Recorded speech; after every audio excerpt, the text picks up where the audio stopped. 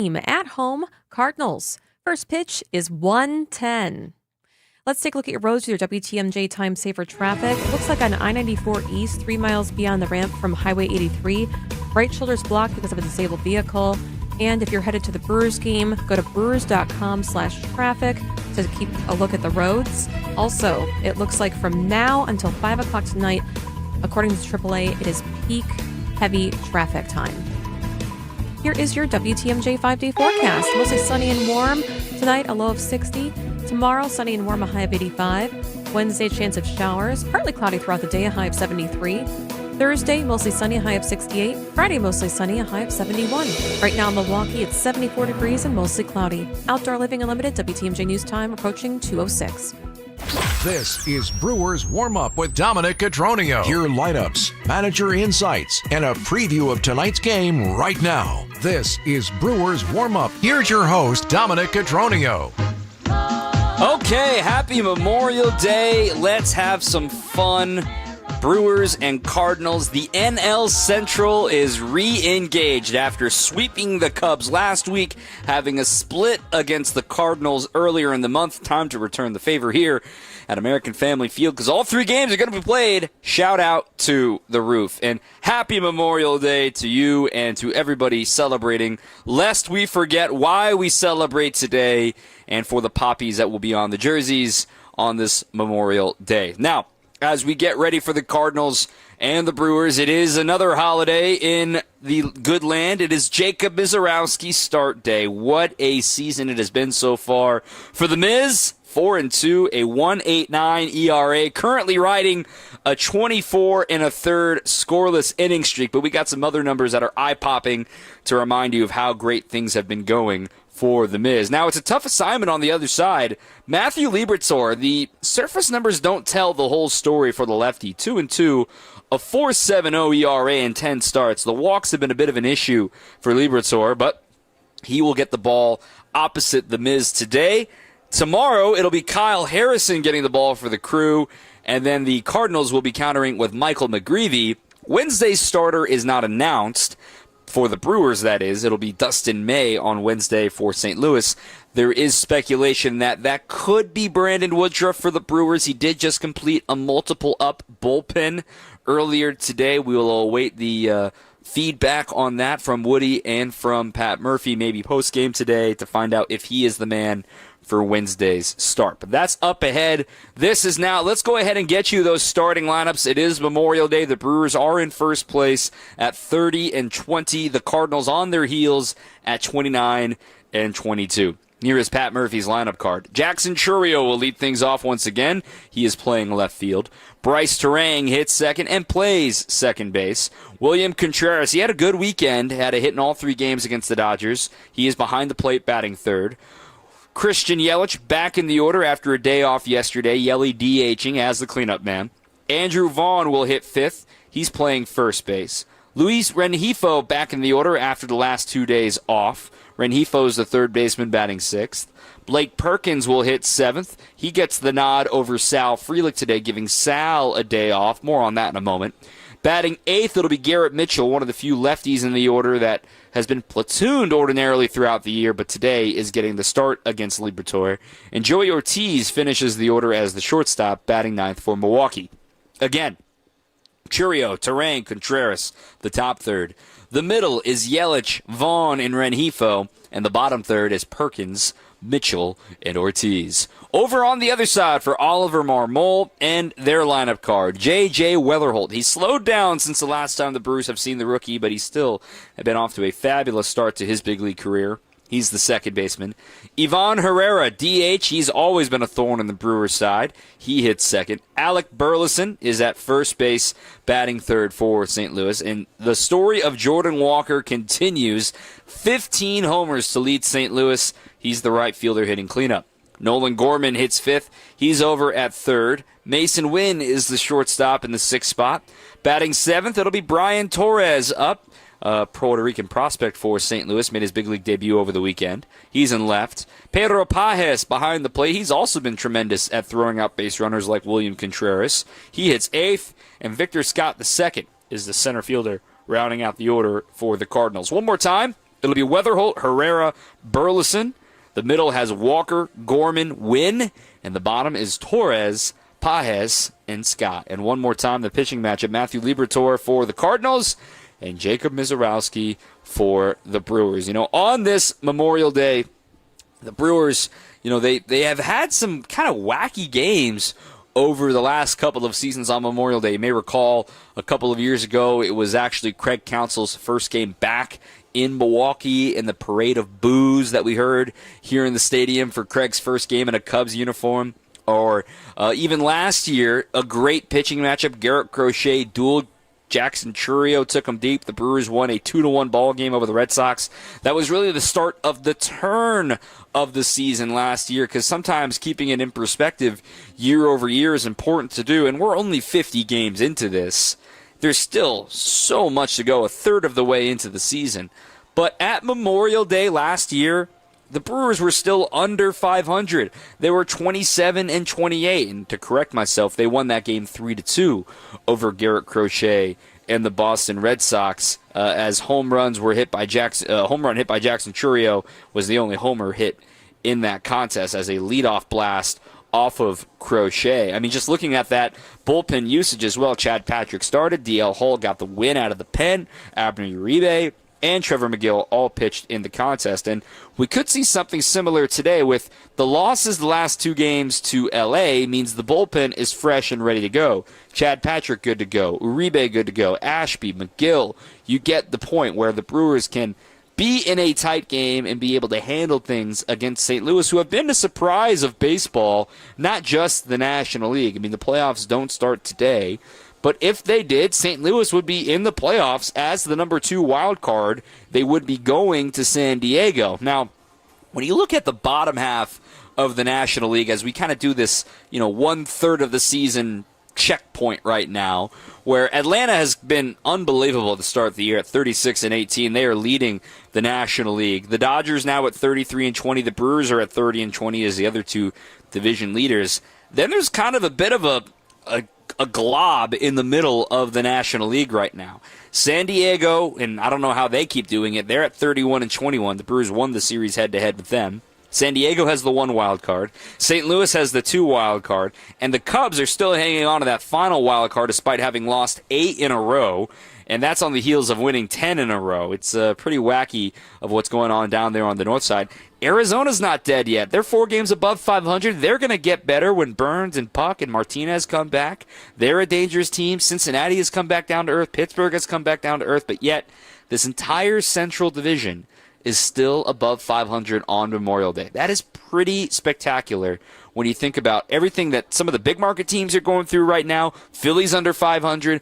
The Mets, what more is there to say about the Mets?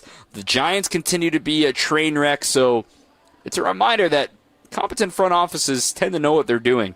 And it's pretty fascinating that the Brewers continue to put out a winner every single year. And one of those winners is Jacob Mizorowski. He takes the ball today. We'll hear from Pat Murphy and from Chris Hook in just a moment as the Miz has become a phenomenon here in Milwaukee. We'll expound on that next here on 620 WTMJ. Staples. Now you can grab Party City balloons, decorations, and tableware, plus matching custom invites, banners, and more right at Staples. That was easy. Do you know the secret to losing up to 1 pound of fat every day? At Milwaukee Weight Loss, we know the secret. Our doctor-developed, easy-to-follow weight loss program helps you lose weight fast, naturally and safely, and with no drugs or injections with risk of serious side effects, no prepackaged meals, bars, shakes, and no exercising required. Our program helps reset your metabolism so you can keep the weight off for good with a coach for ongoing support. Our program costs up to half as much and works up to twice as fast as most other programs. Go to MilwaukeeWeightLoss.com to schedule your free consultation. Hey, it's WTMJ Steve Scaffidi. I lost 45 pounds last year on Milwaukee Weight Loss. Great coaching, resetting your metabolism. So if you want to lose 20 to 30 pounds in a month or two, up to a pound per day, and for a limited time, get this $200 off with their spring special. Book your free consultation today at MilwaukeeWeightLoss.com. It worked for me. It can work for you. MilwaukeeWeightLoss.com. Results may vary. Roll out the winning this May at Potawatomi Casino Hotel Milwaukee. Have a barrel of fun with your share of $300 grand. Just play with your rewards card for entries, and Thursday night you could hit a home run. Plus, your May drawing entries all count towards the Big League Series prize drawing in June. It's Tic Tac Home Run, only at Potawatomi. More info online. Must be 21 and a rewards member to play.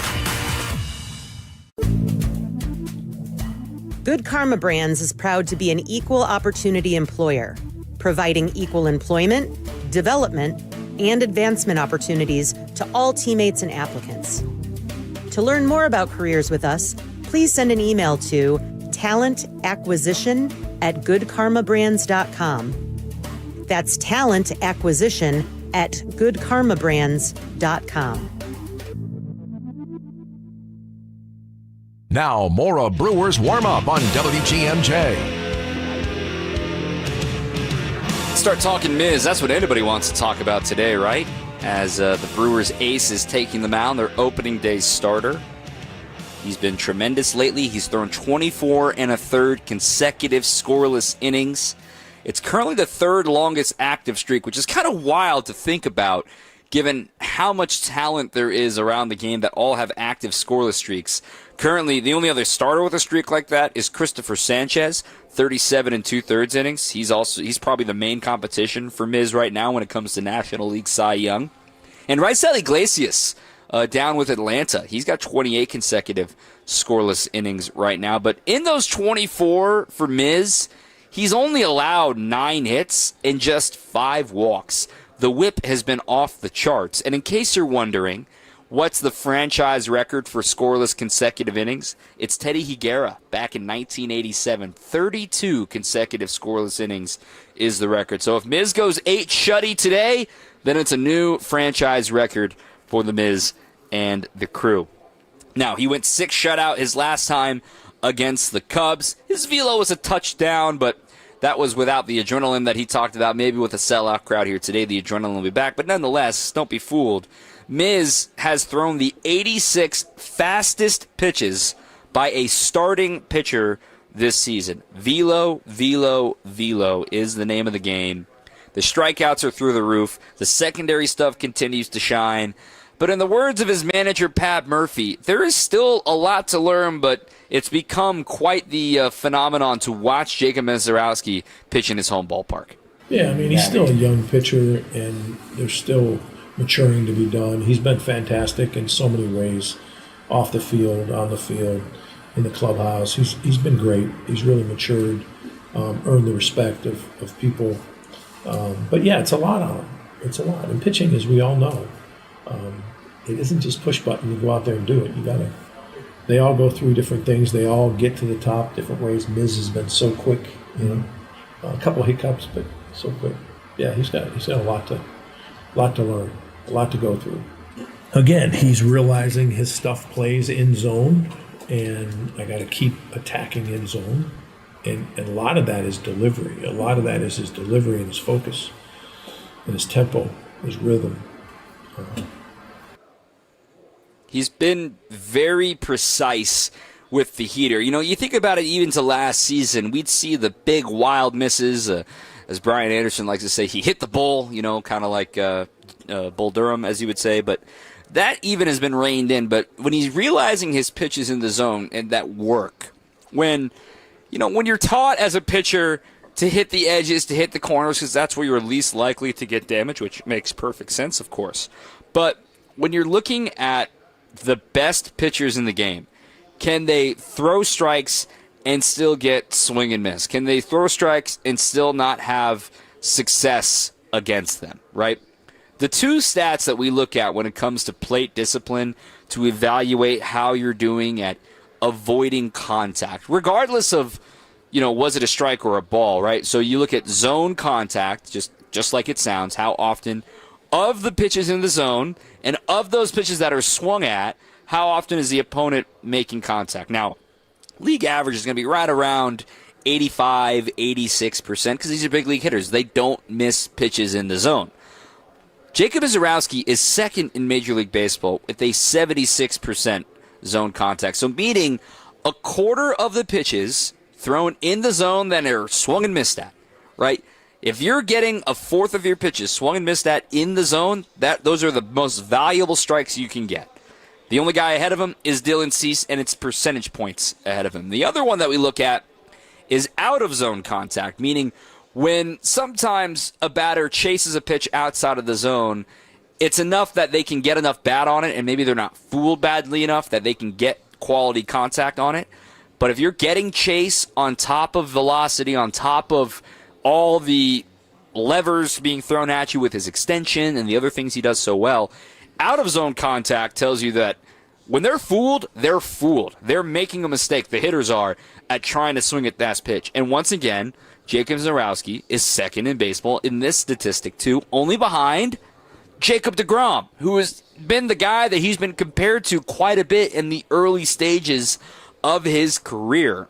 I think Miz has once again, as we talked about, learned that when he's throwing strikes and the velocity plays, but when he's adding secondary pitches that are in the strike zone, because everybody's geared up for 100, and then here's a wrinkle at 91, it doesn't need to be the best pitch, but that wrinkle is enough to free. Oh, God, what was that? And it wasn't a linear development for Jacob Zarowski. We're going to hear from Chris Hook in just a moment to retell the story about when it wasn't going right for Miz and when it started to click in the right direction for him. We're going to go back in time. This was from yesterday's pregame show, but we'll play it after the break. The Brewers pitching coach Chris Hook kind of reminding everybody Miz was not a finished product when he arrived to spring training last year, but it's been quite the development story for the Brewers and everybody involved to make this arm now be, a front runner for an all-star and potentially be in Cy Young conversations. Back with more in a moment right here on your home of the Brewers, 620 WTMJ. Accunet Mortgage is an equal housing lender. NMLS ID 255368. This is Brian Wickert here with my son David, Accunet's president and chief metaphor officer. What do you have for us this time? Dad, for a lot of sellers, selling their home is like handing over a family photo album. Every room in that house has a birthday memory or a trombone lesson or that last Mother's Day brunch before the kids moved out. The seller isn't just transferring a deed, they're saying farewell to a chapter of their life. So buyers need to walk through the front door with that in mind. Absolutely. It's not just a financial transaction. It's a transfer of trust. Sellers and their agents are looking to say yes to the buyer who is strong enough and safe enough to make good on their offer. So what does that look like in practice? It looks like a rock-solid, guaranteed pre-approval and a thoughtfully crafted offer that tells the seller, I will show up. Because when the seller is deciding who will get the keys and the metaphorical family photo album, you want them to feel the best about handing them to you. Get started with your rock-solid pre-approval by clicking on the blue button today at Accunet.com. When it's time to explore assisted living, it's easy to feel overwhelmed. That's why we partnered with the American Seniors Housing Association to promote whereyouLiveMatters.org. I'm Mike from the Wisconsin Assisted Living Association. For over 30 years, our organization of more than 2,000 facility members has led through advocacy, education, and support to help advance quality care. That's why Wisconsin families trust WALA. When it's time to search for assisted living for yourself or a loved one, visit whereyouLiveMatters.org.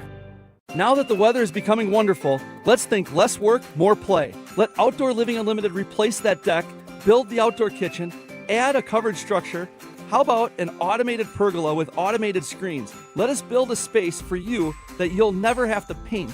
All you need to do is play, enjoy, live. Stop by our Outdoor Living Unlimited showroom at 665 Larry Court in Waukesha. The showroom is amazing, perfect to start your journey. Less work, more play, Outdoor Living Unlimited.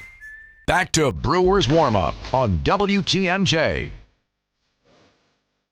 It's the Miz pregame show as the Brewers get ready to open things up with the Cardinals. For Jacob Zarowski, he was a second-round pick back in 2022 out of the junior college, Crowder College, same school that generated Aaron Ashby as well for the Brewers. And the only reason he ended up at JUCO was because of the pandemic. Scholarship numbers were all out of whack where he was committed to Oklahoma State, ended up going to JUCO, and then ends up getting signed. For Miz, this is a development story because a lot of teams were sort of worried about the lankiness and could he sustain, could he put the weight on. I was pulling up an old draft card of Jacob Zarowski when he first came up in draft conversations, and did people like this pick? Was it something that was on the radar being a JUCO kid from the Midwest. Yes, it's electric, but yet there's a lot of fear about walks and is it repeatable? Is it going to last? I'm reading Baseball America's report on Jacob Misiorowski was sort of fascinating because they agreed the stuff is tremendous and the stuff can play if, he has command. And he didn't have command at all times. You may recall the spring breakout game last spring training, 2025, when Miz was the starting pitcher for the Brewers prospect, and he didn't pitch great in that game. And, it's kind of been always the MO. I was like, oh, well, if he doesn't have the command, what could he possibly be? And Chris Hook kind of pulled him aside after that game, and poor performance, a bunch of wild pitches, a bunch of walks and everything, where he goes, hey, you need to take this seriously. We're counting on you this year. We want you to be in the big leagues this year, and that's not good enough to be in the big leagues. And Chris Hook kind of recounts that story and what the guy has become as Miz, the child, you could argue, at that point, to the young man that he's becoming now. Yeah, I think players need conversations, and I think more than anything, I wanted to make sure Jacob knew how great he was capable of being and wasn't allowing himself to get there based on his work. And I think he really, Justin Message did a tremendous job. I held Justin and Jacob to a high standard. Like, you guys have to get this right. And they did.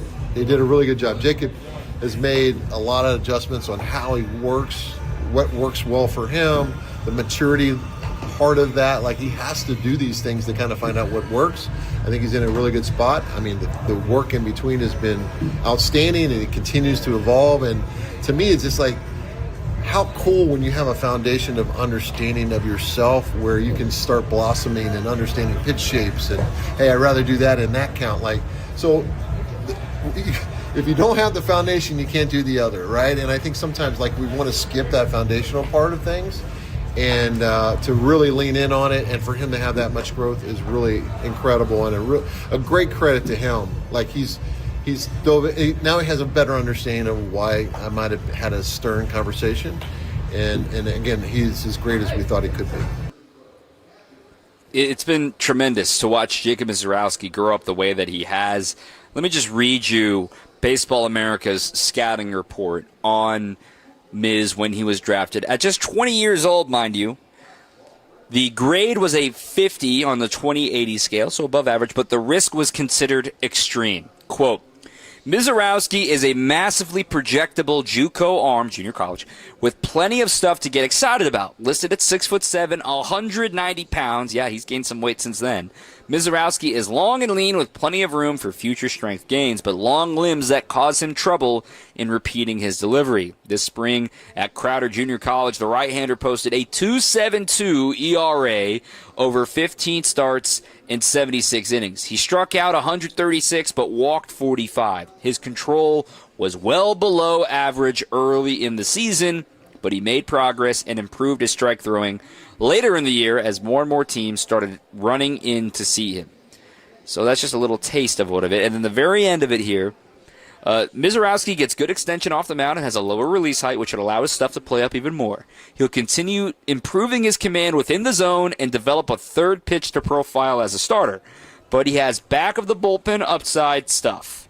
Misiorowski is committed to LSU if he does not sign, which he ultimately chose to sign with the Brewers. So it's another success story for the Brewers and their scouting department to believe that they can make this work with Miz, to also believe that the crew, have the personnel to fix those command issues and to fix that sort of fear that this may or may not work out for him moving forward. And when you look back at that 22 draft right now for the Brewers, Miz was the first one to the majors out of that 2022 draft. He actually got a bigger signing bonus than the first-round pick, which was Eric Brown Jr.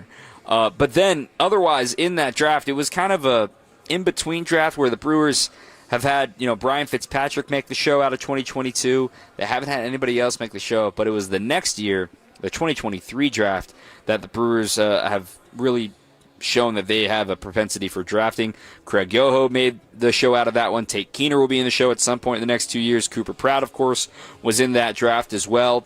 A lot of folks really loved Brett Witrowski signing, Josh Adamszewski in that draft. Justin Chambers was signed and then traded to get Brian Hudson. So there's a lot of love for what the Brewers do in the draft, and that's just around the corner once again here in baseball. But today being Memorial Day, and today being the day that, lest we forget, we're a reminder of why we have the day off today and think of all of our veterans. And I think of Bob Uecker, and I think of the poem he used to read. We're not reading it today. That was always Uke's thing, but of a reminder of Uke's military service. He's buried across the street at the Veterans Memorial Cemetery, and a reminder of why we get to have the freedom that we enjoy today, for all of the men and women who have sacrificed to give their lives for our country and to allow us to live free in this beautiful land. So take a moment to reflect on why we have this day. There will be a moment of silence before the game today as well, and what will be an amazing crowd. Once again, what a weekend as well against the Dodgers. Great environment for all three games, and we'll have another great environment on this holiday for the unofficial start of summertime in the good land. So thank you for everybody listening and enjoying the game. We'll be with you after the game today as well for Brewers Extra Innings, reacting to all of it, whatever may go down in this one. It'll be myself and Craig Kashan as the Brewers try to open up this series against the Cardinals and stay in first place in the NL Central. Yes, you're allowed to look at the standings again. I personally will just look today, and I probably won't look at it again until July the 1st. But the Brewers at 30 wins on the season, they continue to roll, and now they get Liberatore and the Cardinals in the house today. Roof is half open if you're walking into the ballpark, not always needing sunscreen in this one. Big thanks to our producer, Matt Yazel. I'm Dominic Cotroneo. I'll talk to you after a game. After the break, it's the On Deck Show. Stay with us on your home of the Brewers, WTMJ. And now, about your house. Eric Brown is the president of Siding Unlimited, your contractor for new windows, roofing, siding, decks, and a whole lot more. He knows about your house. So what do you know, Eric? Recently, Siding Unlimited installed new windows in a home, and the homeowner loved the experience. Linda W. said, "I was extremely satisfied with the service that was provided by Siding Unlimited. I had a new roof and new windows installed in my house." Linda loved that she chose the right company for peace of mind. She also loved the colors. Larry, another Siding Unlimited customer, was thrilled with the experience. Larry's home looks brand new. Go to our Siding Unlimited Instagram page and see our pinned message to listen to Larry's testimonial, but also see his house. Again, Siding Unlimited, knocking it out of the park. Looking for new windows, siding,